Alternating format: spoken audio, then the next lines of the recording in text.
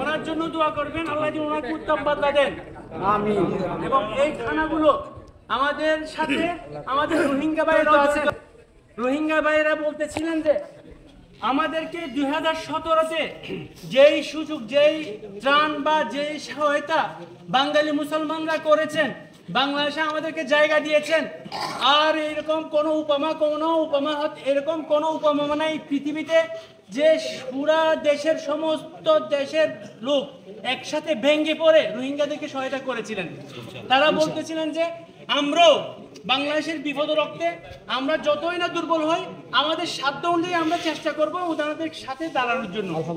ওনারা ওই শুকরিয়া আদায় করার জন্য আপনাদের পাশে দাঁড়াতে আসছেন।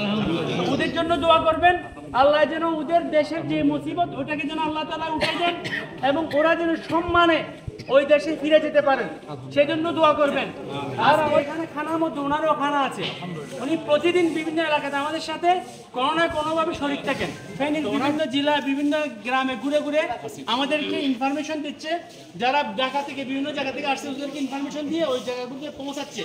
তো উনি না হলে আমরা এখানে পৌঁছাতাম না। বিশেষভাবে আমাদের জন্য দোয়া করবেন, আমাদের মানাহিরের জন্য দোয়া করবেন। বিশেষভাবে আমার মরহুম আব্বাজান রহমতুল্লাহ আলাই, আমার আম্মাজান নানুপুর আল্লামা শাহ জমিউদ্দিন রহমতুল্লাহ আলাই, ওনার জন্য একটু দোয়া করবেন সবাই। আপনারা সবাই হয়তো চিনেন নানুপুর হুজুরকে, ওটা আমার আব্বাজান, ওনার উসিলায় আজকে এই সমস্ত কাজগুলো আমাদের দ্বারা সম্ভব হচ্ছে, ওনার দোয়ার উসিলায়। আমার আম্মা আব্বার জন্য একটু দোয়া করবেন সবাই। আসসালামু আলাইকুম।